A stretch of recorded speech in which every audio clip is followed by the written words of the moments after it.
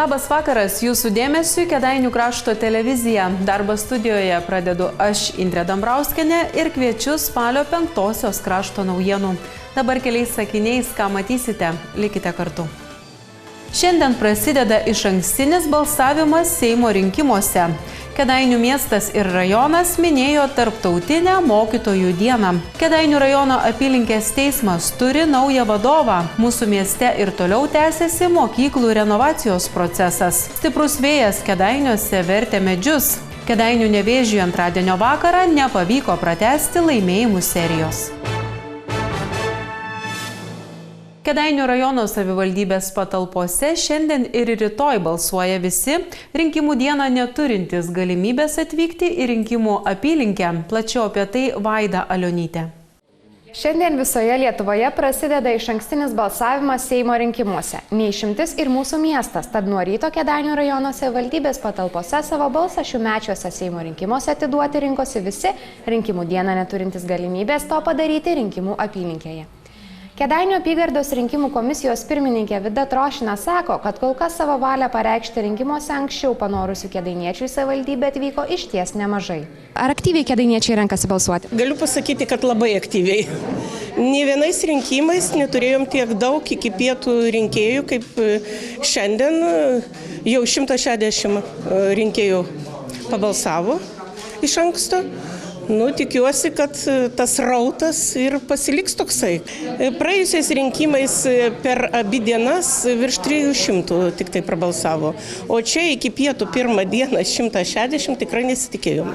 Įpusėjus pirmąjį išankstinių rinkimų dienai lankomės rajono savivaldybėje ir klausėme savo balsus jų atidavusių kraštiečių, kokie buvo jų kriterijai renkantis kandidatus.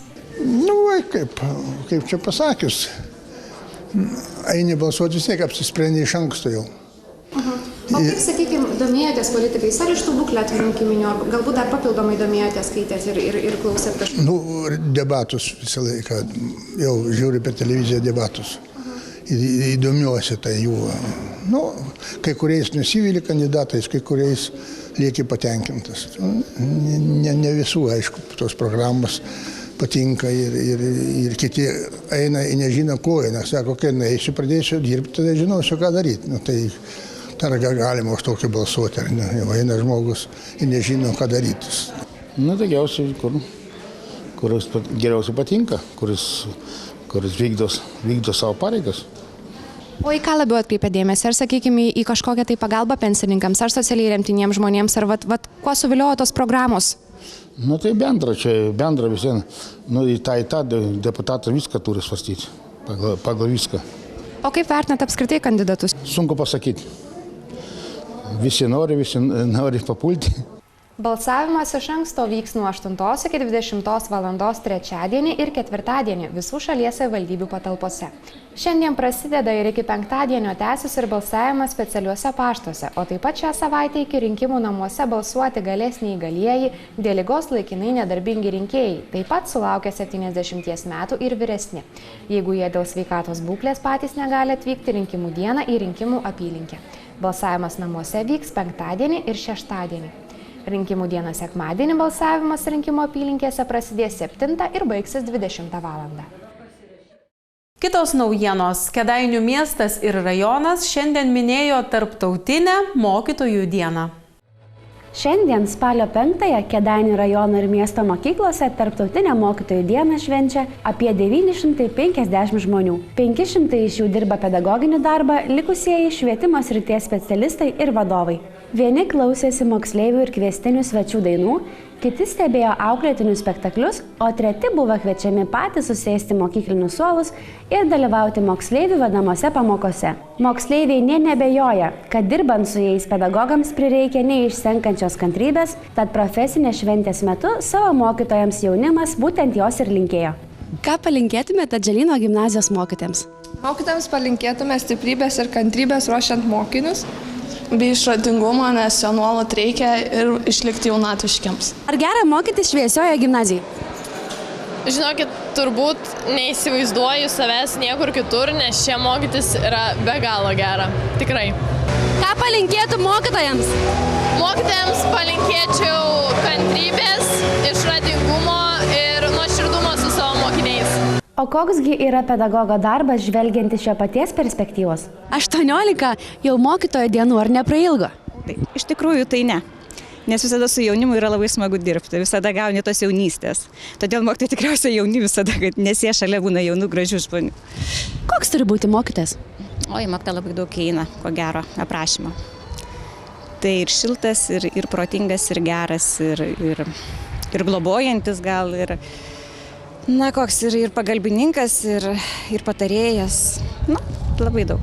Ar mokytojas gali būti bičiulis? Žinoma. Žinoma.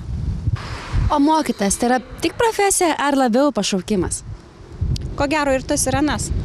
Nėra, nes vienas nuo kito negali būti atskirtas, bent man taip atrodo. Ir nors kartais mokytojai skundžiasi mokiniais, kai kurie pedagogai tikina, kad jų moksleiviai patys šauniausi. 30 metų mokykloje, ar tie vaikai tokie patys šiandien ir prieš 25 metus? Nežinau. Ar tokie patys? Aišku, ne tokie patys. Bet man atrodo geresni. Mes buvom blogesni. Man atrodo, šitie vaikai geresni. Paslaugesni, jautresni, šiltesni. Santykis visai mokytojų ir mokinių kitoks. Visuomenė kitokia, vaikai laisvesni. Aš mokiausi vis tik tais laikais, kai Lietuva buvo okupuota, žmonės buvo suvaržyti. Suvaržyti buvo ir mokytojai, ir mes buvom suvaržyti. Todėl ir santykis mokytojo ir mokinio buvo kitoks. Dabar vaikai geri vaikai. Kėdainių krašto televizijos kalbinta Diana Šilkaitienė šį vakar buvo pripažinta ir metų mokytoja. Plačiau apie ją ir šią rajono pedagogų šventę rytojaus žiniose. Kėdainių rajono apylinkės teismas turi naują vadovą. Juo tapo buvęs Kauno apylinkės teismo teisėjas. Kėdainių rajono apylinkės teismui nuo antradienio laikinai vadovauja iš Marijampolės kilęs teisėjas Marius Bartninkas. Jis pakeitė iki šiol teismui laikinai vadovavusią teisėją Ramyną Šidlauskienę. Laikinuoju teismo pirmininku Marius Bartninkas paskirtas 1 metams. Iki šiol 36 metų teisininkas dirbo teisėjų Kauno apylinkės teisme. Pagal Lietuvos Respublikos įstatymus Lietuvoje teisėjus dekretu skiria ir atleidžia prezidentas. Marius Bartninkas yra dirbęs Marijampolės savivaldybės administracijos teisės departamente, taip pat Kauno apygardos teismo teisėjo padėjėjų, skyriaus pirmininko patarėjų. Teisininkas yra baigęs Vytauto Didžiojo universitetą, kur įgijo viešo administravimo bakalauro kvalifikacinį laipsnį, vėliau teisės magistro kvalifikacinį laipsnį. Naujai paskirtas teismo pirmininkas organizavo susirinkimą, kuriame prisistatė teismo darbuotojams ir aptarė pagrindinius principus, kuriais vadovausis savo darbe. Naujasis vadovas pabrėžė, kad sprendžiant iškilusius klausimus svarbu konstruktyviai bendradarbiauti. Teismo kolektyvas pasveikino teismo pirmininką su nauju karjeros etapu, palinkėjo jam sėkmės ir ištvermės einančias atsakingas pareigas. Kėdainiuose ir toliau tęsiasi mokyklų renovacijos darbai. Šį kartą renovuojama Aušros progimnazija. Atnaujinimo darbai yra pačiame įkarštyje, tad šaltąjį sezoną mokyklos bendruomenė praleis šilčiau. Kėdainiuose atsinaujina dar viena ugdymo įstaiga. Lietuvos sporto universiteto Kėdainių Aušros progimnazijoje yra renovuojamas pastato fasadas. Tad žiemą mokyklos bendruomenė gyvens ne tik šilčiau, bet ir taupiau. Čia yra modernizavimo renovavimo darbai atliekami, šildymas stogas, šildomas fasadas, cokolis, nuogrinda, išorės fasadų darbai. Fasadas yra šildymas putų polistiroliu ir dedamas dekoras. Šitas objektas yra laimėtas apie 340-50 tūkstančių eurų. Dalį pinigų mes turime įsisavinti šiais metais, o likusią dalį kitais metais. Nors renovacijos darbai pradėti jau senokai, tačiau jų pabaiga nusimato dar negreitai. Darbus pradėjome, laimėjome vasarą objektą, kol vyko projektavimas. Darbus pradėjome kažkur per rugsėjo mėnesį. Ir, kaip matote, darbai tęsiasi. Žadame pabaigti kitais metais, nes čia yra darbai per 2 etapus. Vienas etapas tai viena pinigų suma bus įsisavinama šiais metais, o likusi kitais metais. Stiprus vėjas Kėdainiuose vertė medžius. Nuo pat ryto seniūnijos darbuotojai rinko vėjo nulaužtas šakas. Visą naktį siautęs vėjas pridarė daug žalos. Kėdainių miesto seniūnijos darbuotojai turėjo daugybę darbo. nes tvarkė nuverstus medžius. Pastarosiomis dienomis įsismarkavęs stiprus vėjas jau pridarė nuostolių. Naktį iš antradienio į trečiadienį vėjo gūsis nepasigailėjo Kėdainių mieste, Lukšio bei Žemaitės gatvėse augusių medžių. Vieną jų nulaužė visiškai, kitam nulaužė didelę šaką. Medžiai virto ir prie daugiabučių namų. Tiesa, gyventojai dėl nuvirtusių medžių į ugniagesius gelbėtojus nesikreipė. Ugniagesiai dėl vėtros išverstų medžių nebuvo kviesti nei vieno karto. Nebuvo gauta ir pranešimų, kad reikia pašalinti pavojingus ar ant kelių užvirtusius medžius. Daugiabučių namų kiemuose ar pamiškėse išvirtusių medžių buvo išties nemažai. Daugybė smulkių šakų mėtėsi miesto gatvėse, tačiau jas nuo pat ankstyvo ryto rinko Kėdainių miesto seniūnijos darbuotojai. Seniūnijos darbuotojai nedelsiant šalino ir nulūžusius medžius. Medžiai buvo supjaustyti į dalis bei išgabenti. Iki pietų miesto gatvės bei kiemai jau buvo sutvarkyti. Dėl stipraus vėjo elektros tinklų gedimų taip pat nebuvo užfiksuota. Tiesa, nepaisant to, elektros skirstymo operatorius ESO gyventojams primena, jog esant stipriam vėjui negalima artintis prie elektros linijų ar kitų elektros įrenginių, o pastebėjus nutrūkusi linijos laidą, jo neliesti ir nesiartinti ne arčiau kaip 8 metrus. Pastebėjus gedimus ar nutrūkusius elektros laidus, būtina nedelsiant apie tai pranešti trumpuoju numeriu 1802.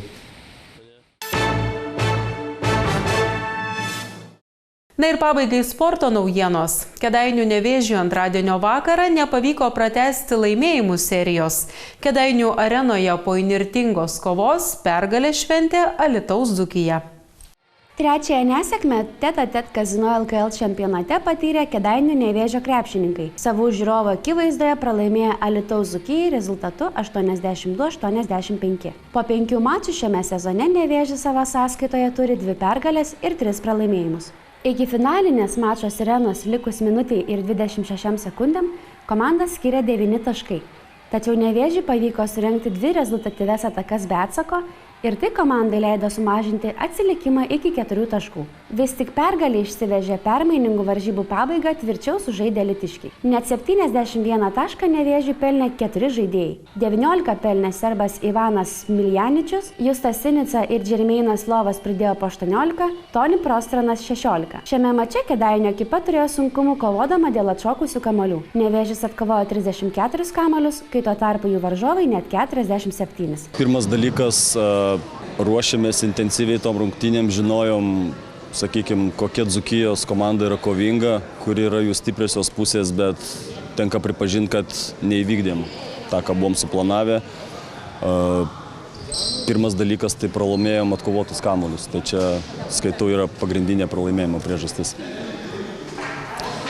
Nu ką, toliau nėra kada čia labai liūdėti, laukia sekančios rungtynės ir reikia truputį pailsėti, pasiruošti ir šeštadienį kautis su Juventusu.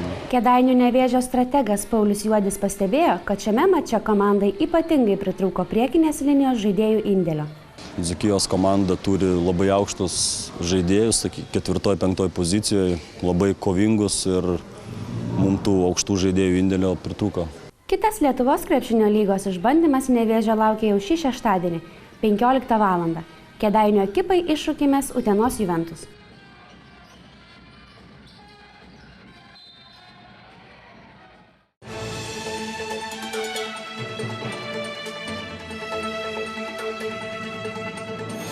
Štai ir visos šio vakaro naujienos. Likite su mūsų kanalu. Šilto ir jaukaus jums vakaro sudie.